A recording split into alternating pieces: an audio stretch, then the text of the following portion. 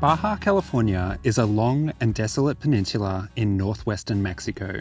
It's characterized by rugged mountains, vast desert expanses, empty plains, rough-cut coastlines, and kilometers of forgotten beaches. As it has been largely inaccessible for most of history, the peninsula has experienced very little human disturbance. There are few man-made structures, and you often only see 1 or 2 cars per day. To give you a sense of the peninsula's size, the length of Baja California would take you from the top to the bottom of Alaska, and it fits pretty well into Sweden too. In this film, we will be taking you on a journey down the 2,700 kilometre long Baja Divide off-road route. This route is about 95% unpaved, with the paved remainder comprising of mostly low-traffic roads. We've loved this route so much that we'll be sharing everything you need to know to do it yourself.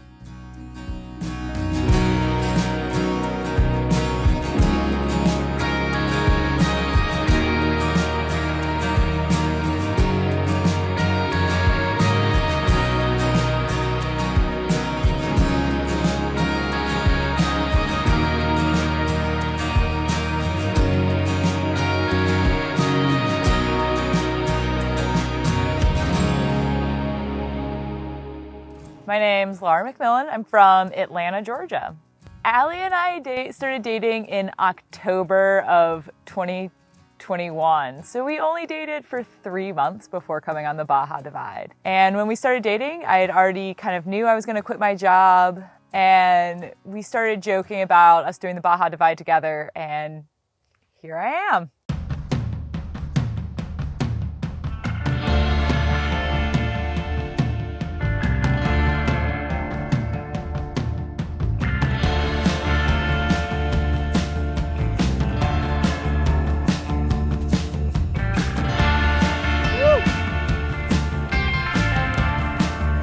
Problema.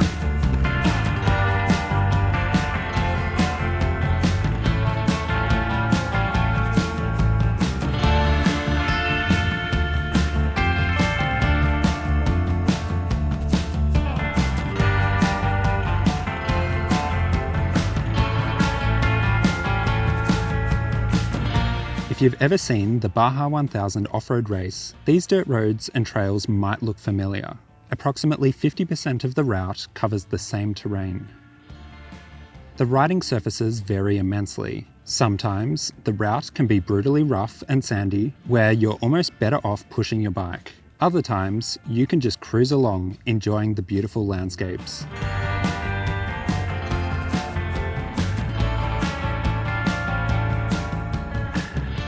This route is very well documented, thanks to Nicholas Carman and Lael Wilcox, who spent years researching and exploring Baja by bike.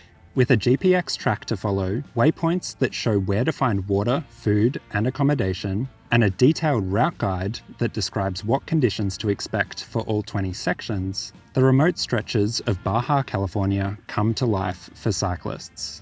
You can also access up-to-date route information and ask questions on the active Baja Divide Facebook group.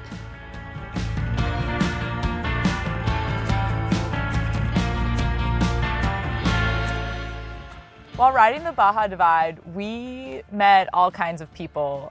We met families who had little kids in trailers. We met a guy in his 70s. We biked for a while with Ron, who's in his 70s. We also met people that this was their first bike trip they'd ever done. So I was really amazed at the age diversity, the diversity in experience, and just how many different types of ways there are to ride the Baja Divide.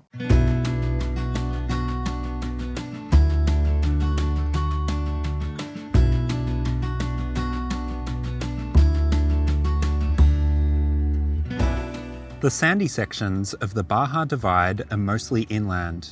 That is, with the exception of San Quintin. This section tested our skills. My heavy setup and slick tyres added an extra challenge, and Laura was still getting used to riding the deep sand.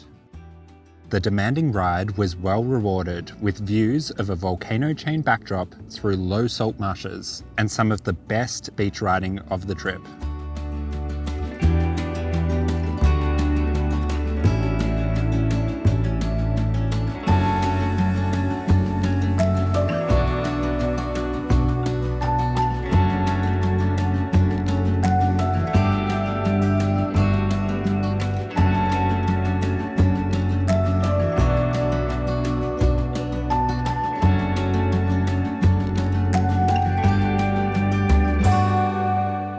The Central Desert is the least populated region of the ride. A series of rough four-wheel drive tracks took us into remote valleys with stunning plant diversity. Baja California is alive with more than 4,000 species of plants, 600 of which are found nowhere else on Earth. There are also 120 species of cactus found on the peninsula.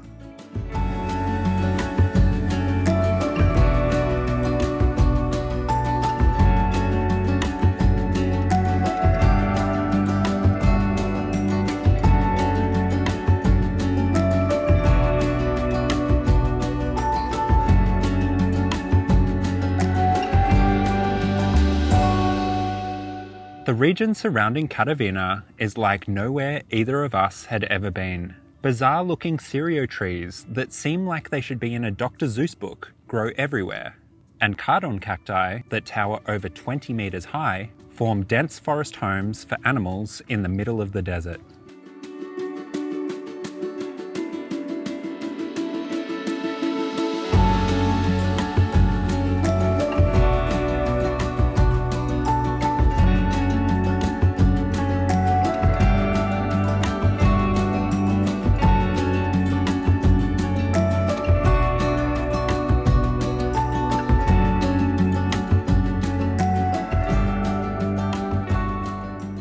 I think my favorite section of the Baja Divide was near Cataviña. It honestly felt like we were in a computer game the whole time. You've got cactuses everywhere, there's white rock, and the cereal trees, which are the most bizarre looking thing, are just like strewn everywhere across the landscape.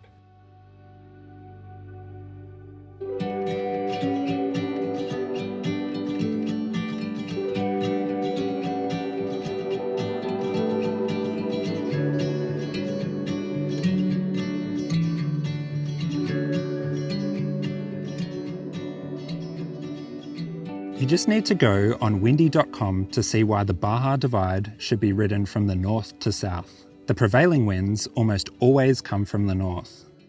The route is best ridden over winter, as the temperatures get out of hand in summer in the south, usually over 38 degrees Celsius.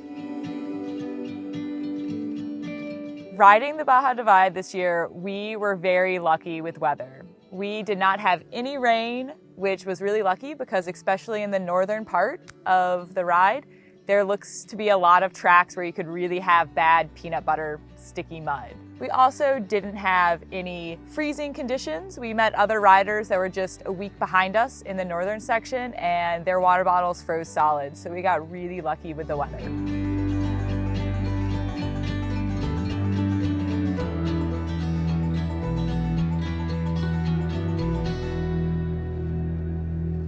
Most people we met pedaled 60 to 70 kilometers per day, but this varied depending on the terrain and daylight hours.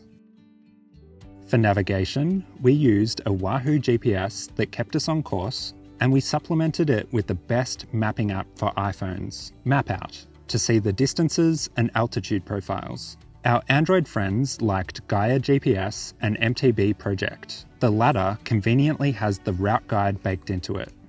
iOverlander helped us to discover some great hotels and well-stocked shops along the way.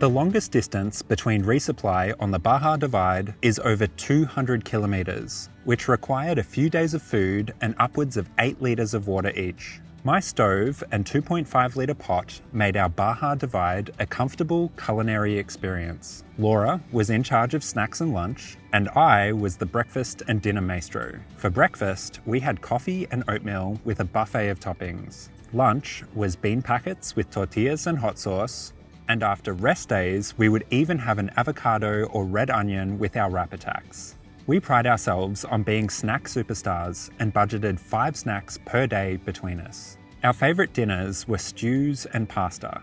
We carried lots of carrots, peppers, onions, and dried soy pieces as they handle the bumpy and hot Baja conditions for days on end.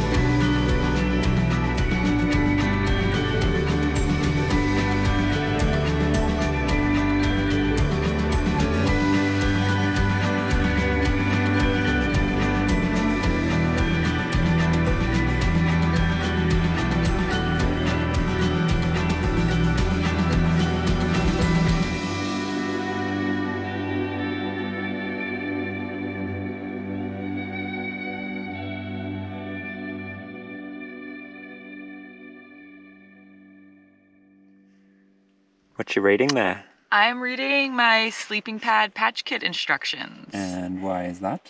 Because my sleeping pad, about 4 a.m., will be completely empty. Has a small hole in it. Okay. And interestingly enough, my sleeping pad patches require an iron. So we're talking a backcountry sleeping pad that requires an iron to repair. Yes. That's ridiculous. Yes. You gonna name and shame this company? Big Agnes. Big Agnes. Why would you do this to me? It's ridiculous. So unhappy.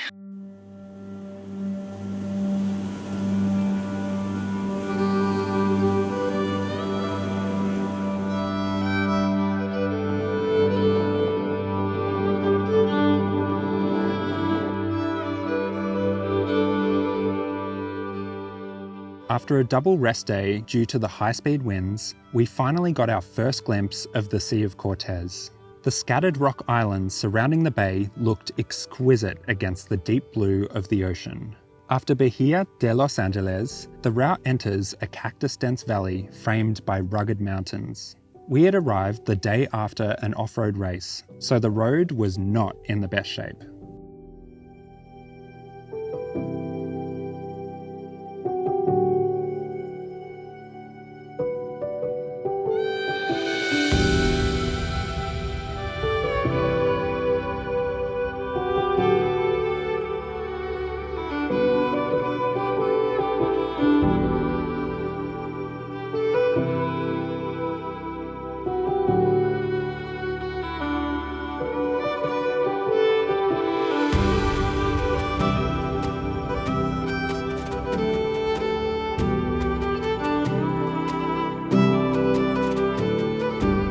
We heard coyotes at dusk almost every night and were finally able to observe one for an extended time until it caught a glimpse of us.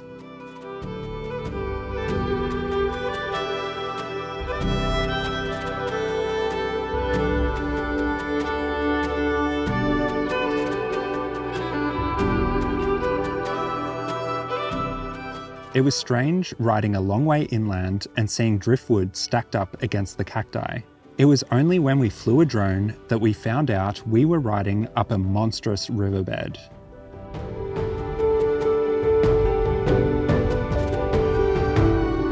It's really hard to imagine this dry desert filling with water.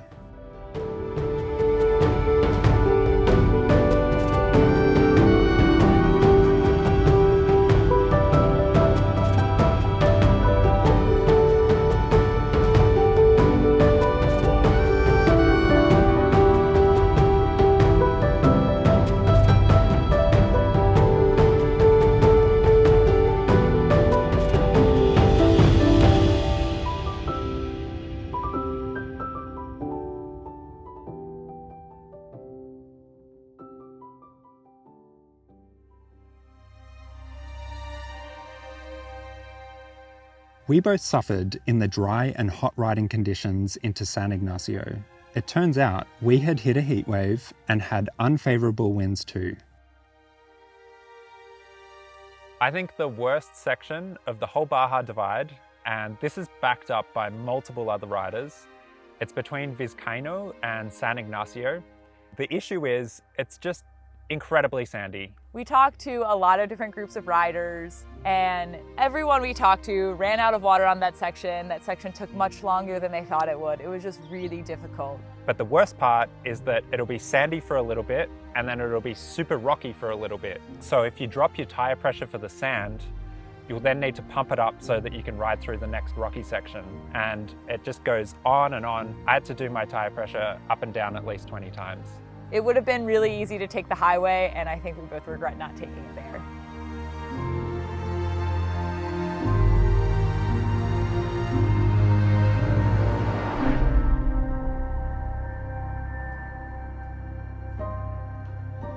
I just want to show you guys what it's like to ride in sand with road pressure. So we're running about 25 PSI in the front and about 30 PSI in the rear.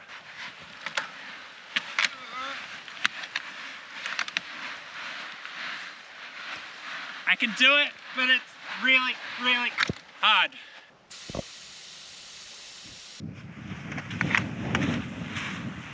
Oh my gosh, so easy. The surface area is much larger, so we're not digging into the sand. And I'm basically pedaling without any effort. This is why you need wide tires for the Baja Divide. Baja California is home to rock art that has been described by UNESCO as the most outstanding collection of rock paintings in the world. In Sierra de San Francisco, high rock overhangs are painted with red and black representations of humans, sheep, deer, and more. The amazing condition of the cave paintings is attributed to the dry climate, durable rock surfaces, and inaccessible locations. They're definitely worth a visit.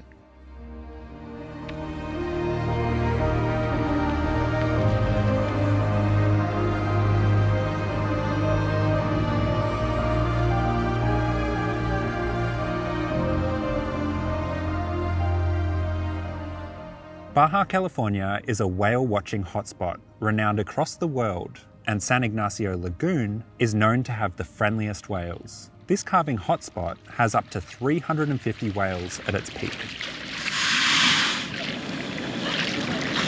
Touching the whale! Oh, there's a whale right here. Oh. That is unbelievable. Oh my God. There's a whale right there. That's so cool. There's a whale. Initially, before we booked a whale tour, we saw pictures online of people touching the whales and the whales coming up to the boats, and we thought, this is terrible. They're chumming the water. And also, this doesn't really happen. Like, it's a 1 in a million chance that a whale might come up to your boat while on this tour.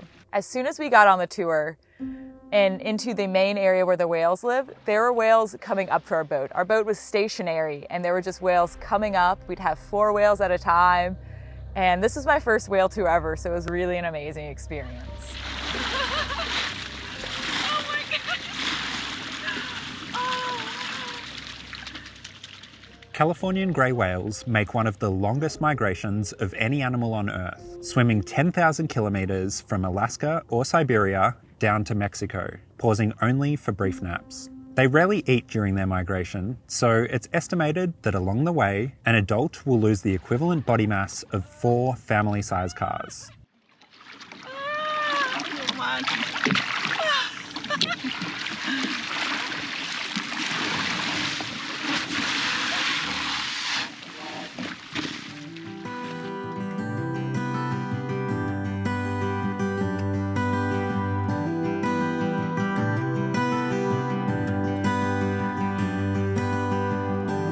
Forming photographs alone, newfound wanderings, smiles come upon, tying strings to rain clouds, carving room for love forgone.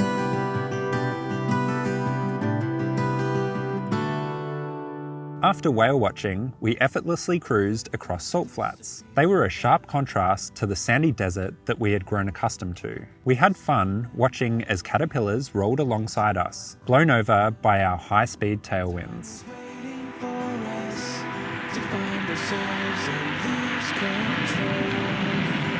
Trying to increase my surface area! Want to let this go. Into the cold.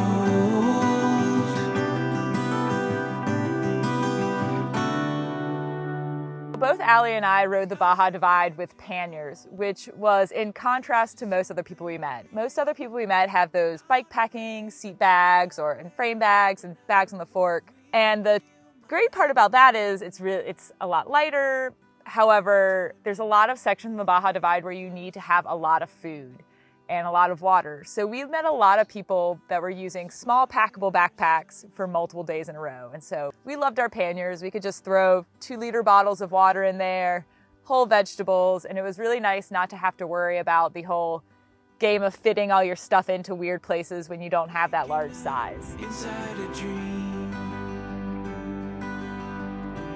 Future memories in the in-between.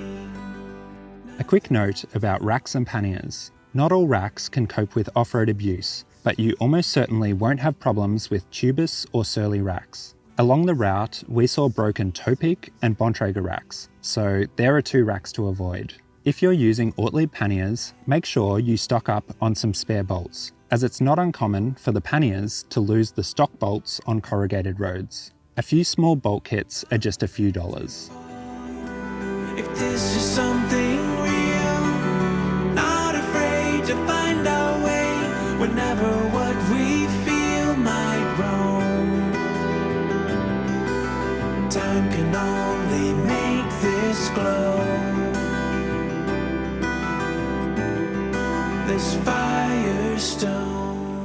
The salt flats led to what the guide noted as the most challenging section of the entire route. However, to our joy, the road had been worked on since the guide was published.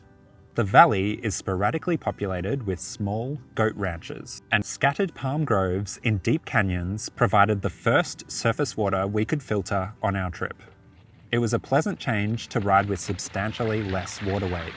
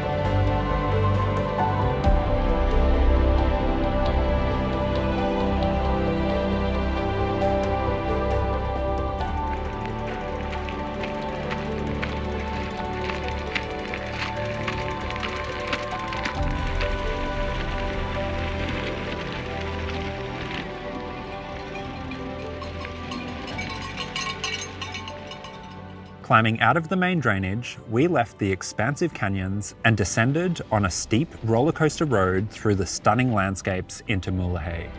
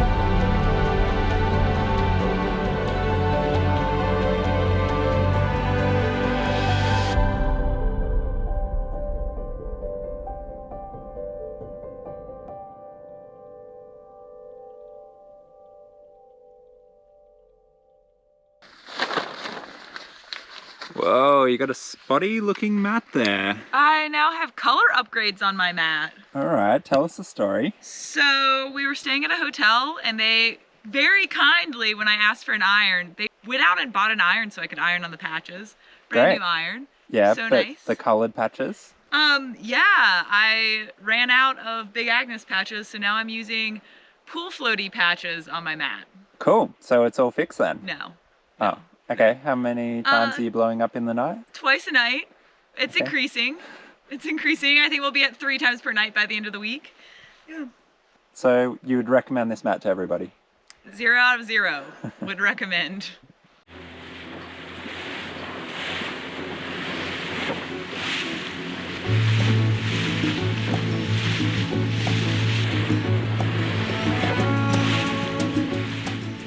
A unique experience was hiring a fishing boat with a few new friends from Mulege to a peninsula 10 kilometres away. Fishermen can take you across the bay when the wind is low and they're not too busy fishing.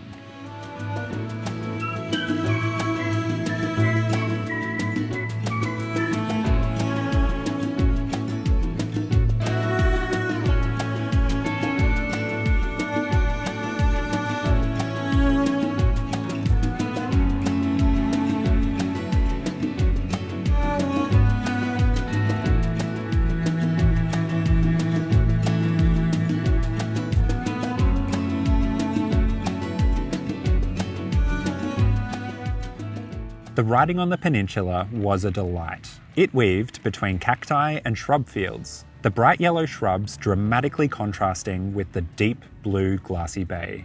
While most of Baja is remote, this peninsula felt especially secluded. The barely used track connecting just a few small fishing encampments.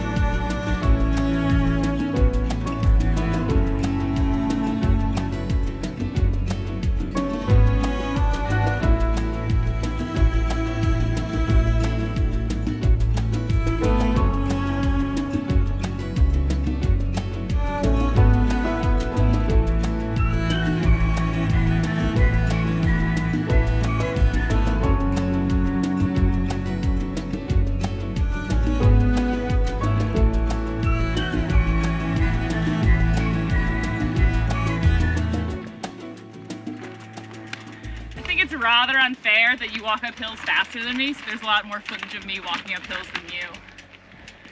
Conspiracy.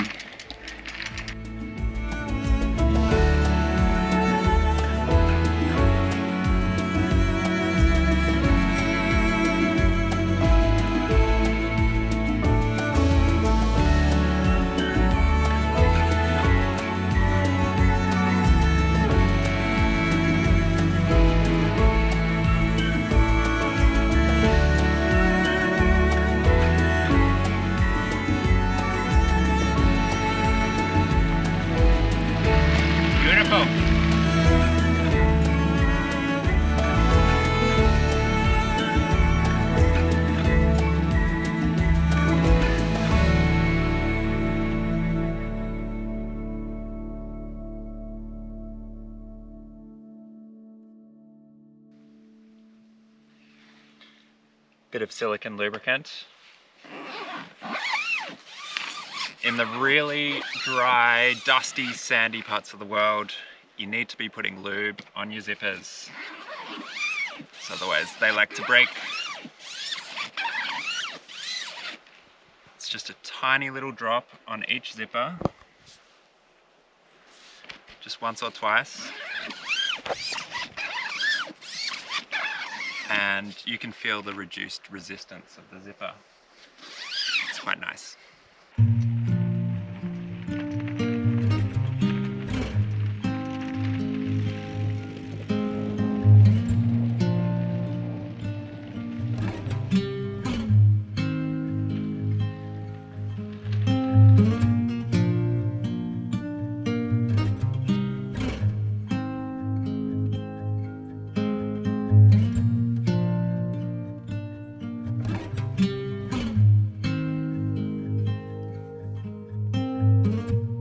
The La Giganta Mountains, south of Mulege, get much more dramatic, with rocks strewn as far as the eye can see.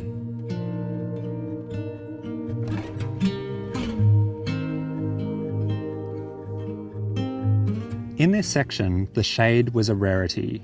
The rocks radiated heat up at us, and the sun beat down on us, sucking the power from our legs. The saving grace were the oases that magically appear every 50 kilometres or so.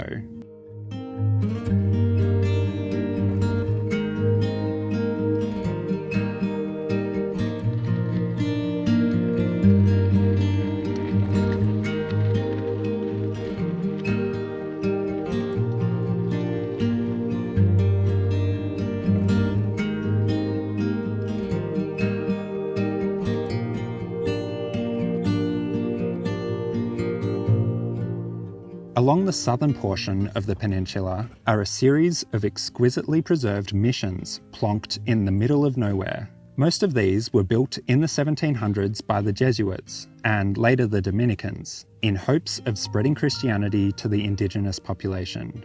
It's bizarre enough to ride through a desert and into a shady green oasis, flush with water and palm trees. It's even more bizarre to find beautifully constructed missions that take you into centuries past.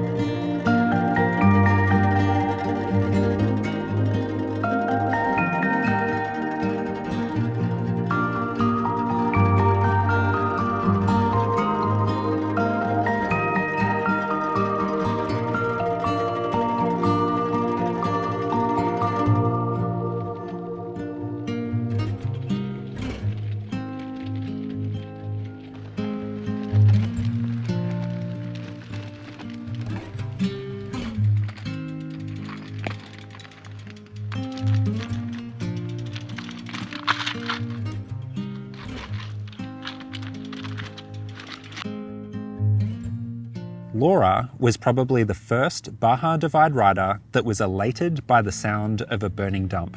After all, she is a certified landfill operator. However, the landfill outside Ciudad Constitución even surprised Laura. It was 5 kilometres of burning trash piled high on each side of the road, with no distinguishable landfill in sight. Taking it all in, all that organic matter breaking down. Wonderful. I feel like things have taken a turn for the worse. Oh man, I can't stop gagging. It's really bad.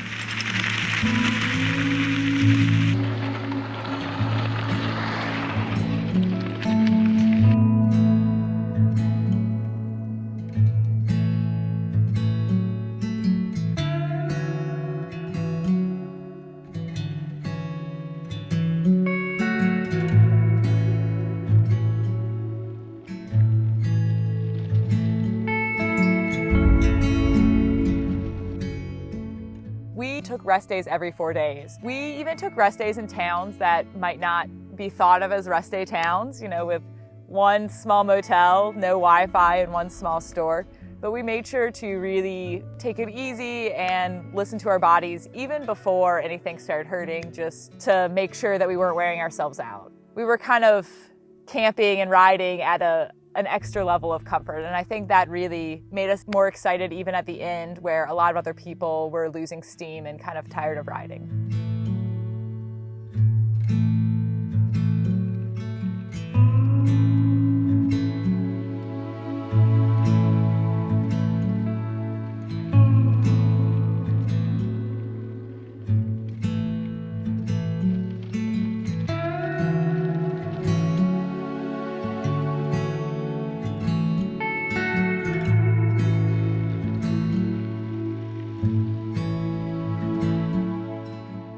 After enduring the trash corridor, you're rewarded with some of the grandest landscapes on the Baja Divide. The route climbs from the low-lying desert into spectacular canyons with occasional surface water. You are then led to a dramatic green oasis that sharply contrasts the surrounding multicolored layers of rock.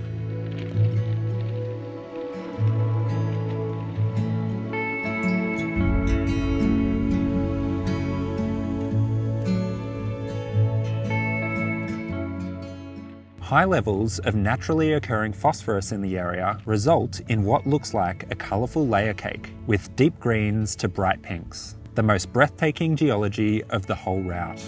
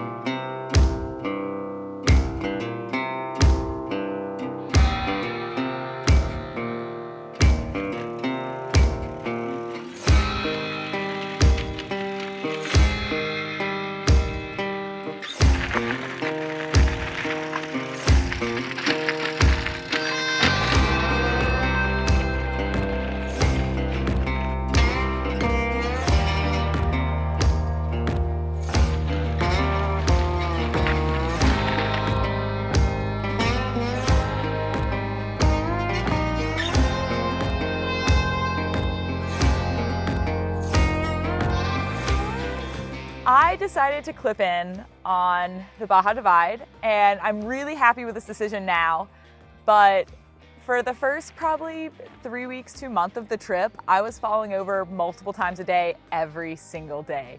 Just not able to unclip and just slowly falling over. What is this? Oh, I'm recovering. Just, a good clip and fall.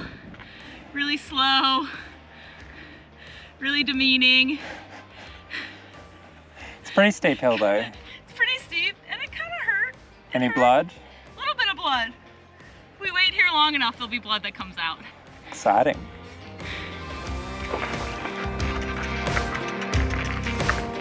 Oh!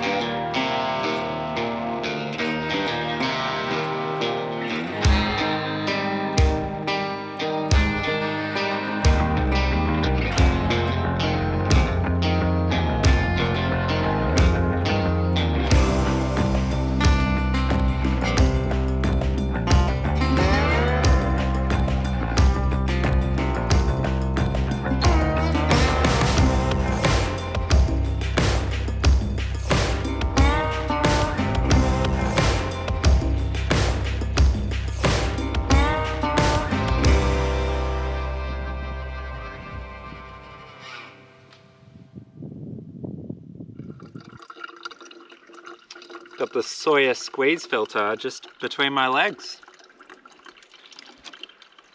Looks like something else, but we're going from dirty water to clean water. Quite relaxing.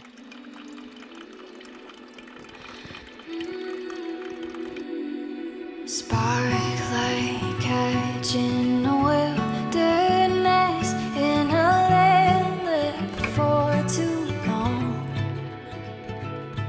with eyes like rain in a desert place, and your presence like a song.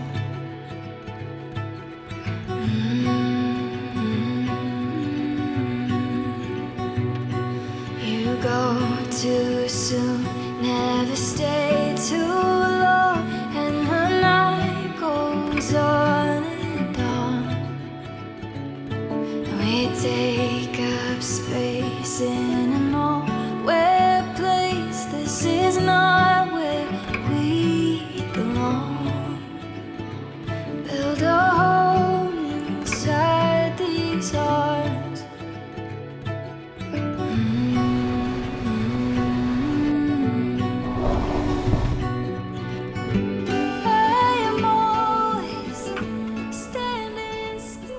Whale sharks are not whales. They are instead the largest known species of fish.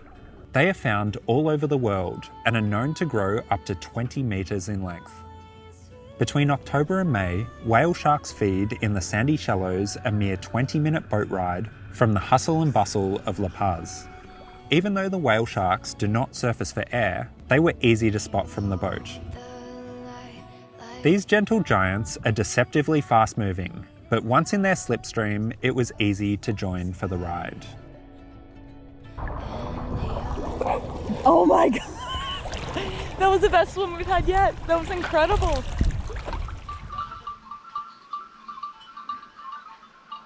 What are you listening to? The goats. I can see one over here and all their bells on. It's kind of a nice orchestra of goat bells. They're heading away from us though, so it's getting quieter.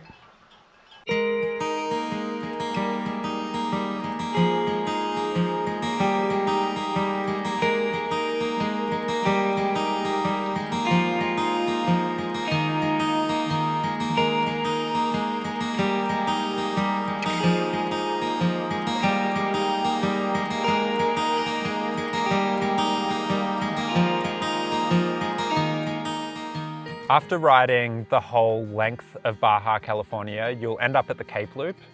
And this section is completely different to the rest because you don't really need to carry a lot of water. You don't really need to carry a lot of food. There's a lot of tourist towns along the way, so you can stay in really nice accommodation. You can have really good food out of the restaurants. It feels much more like a holiday rather than a remote bikepacking experience.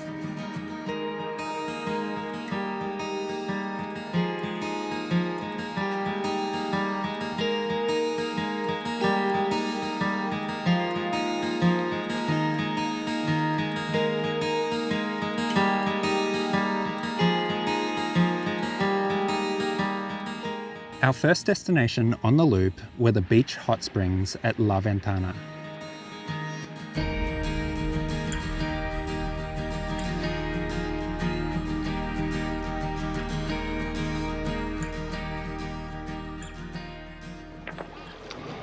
We are currently on the Cape Loop and we've found some hot springs that are at the beach.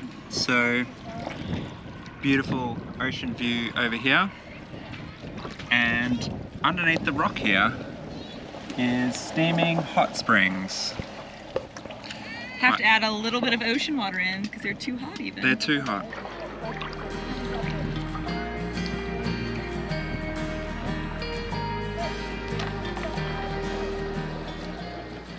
We had also got word that there were great mountain bike trails in town, so we rented some specialised Turbo Levo SL e-bikes.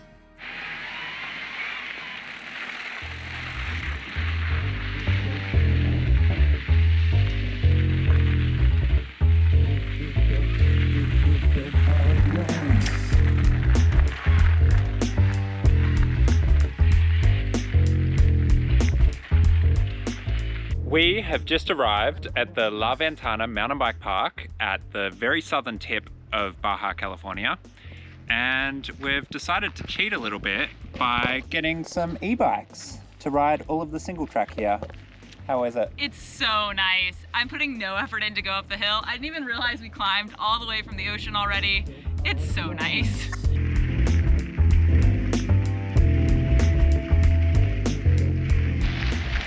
I did not at all look at the elevation profile of this mountain bike park. We are just going up and up.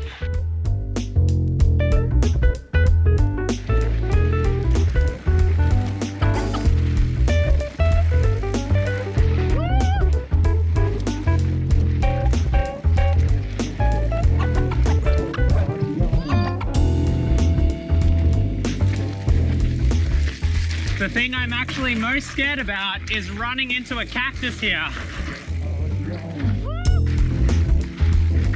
Oh, got some flow trail.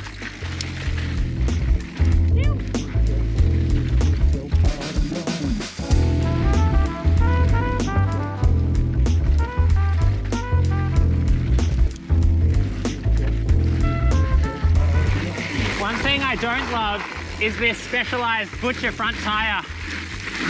I'm just locking up the front brake a little bit more than I'd like because we're on quite a hard packed trail with a really loose surface. The front tire likes to blow through all of the corners. Woo-hoo! A little bit too much. As we get lower in elevation, the trails are getting wider, there's more support in the berms. I don't feel like I'm gonna hit cactuses anymore.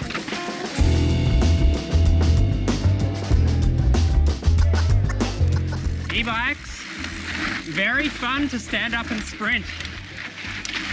I love that you can just throw a few pedals in and get way more speed.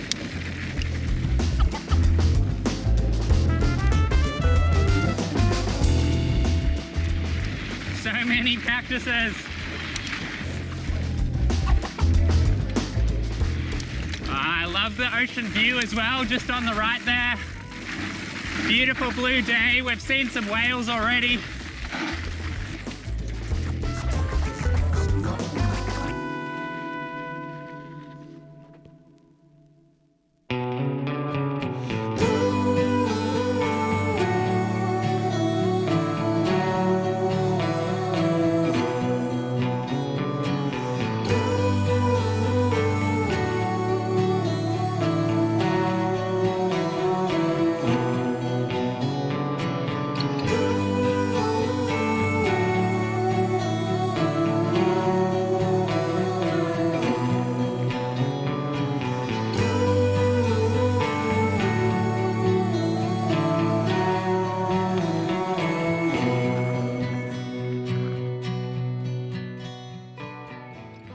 The Cape Loop has the best whale watching from the shore.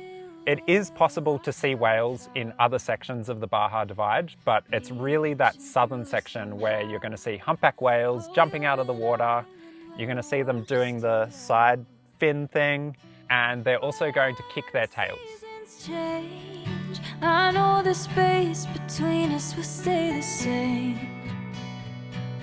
Resting on this faith when your soul answers calls far away.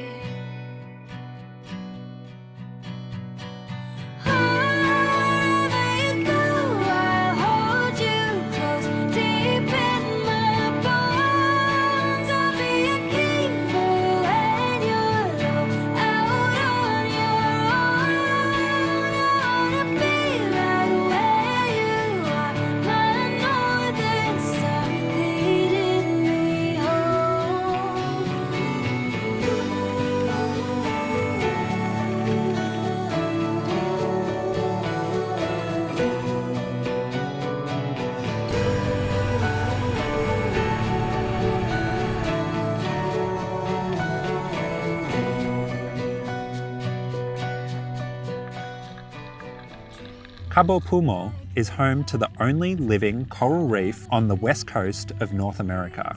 This World Heritage Site has recorded over 200 species of marine animals, from sea turtles to flying Mabula rays. It was fun snorkeling with the ever-graceful sea lions. That is, until you see them fighting on land, where they appear comically clumsy. Keep it close on the cold days, darling. Counting all the ways where you are a safe place to hide from the rain.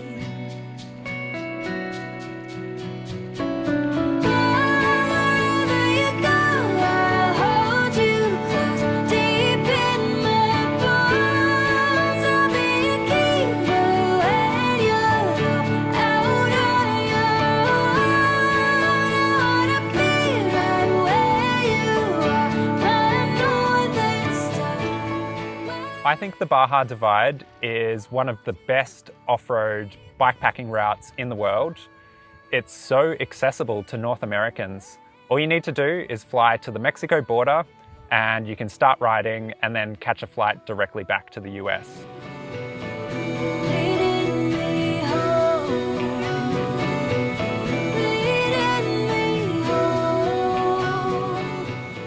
I would recommend the Baja Divide to anyone who is interested. If you have a sense of adventure, if you want to start biking in Mexico, it's a really incredible trip and I've loved it. I need to do that again.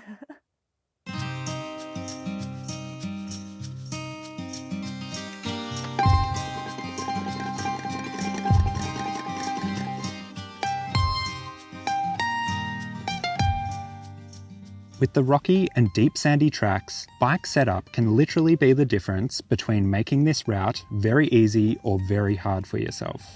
We recommend 2.2-inch wide tyres as a minimum, but the best all-round setup would have to be a bike with 3-inch wide tyres and a suspension fork. The 10-day FKT of the Divide was on this exact setup. We also met people on bikes with 4-inch wide tyres who wouldn't have it any other way. The thorny landscapes are best dealt with using tubeless tyres. Laura went 100% puncture-free. I was using some of the toughest tube tyres and still had 4 punctures. Otherwise, my Koga World Traveller handled the rough terrain without issue. You can see in-depth videos about this round-the-world touring bike on my channel.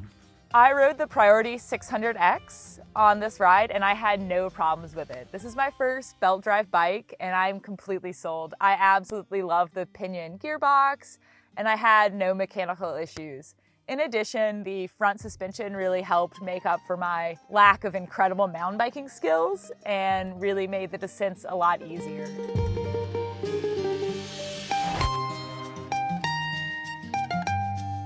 It's worth noting that you can skip most of the sandy sections rather easily. Stick to the highway in San Quintin.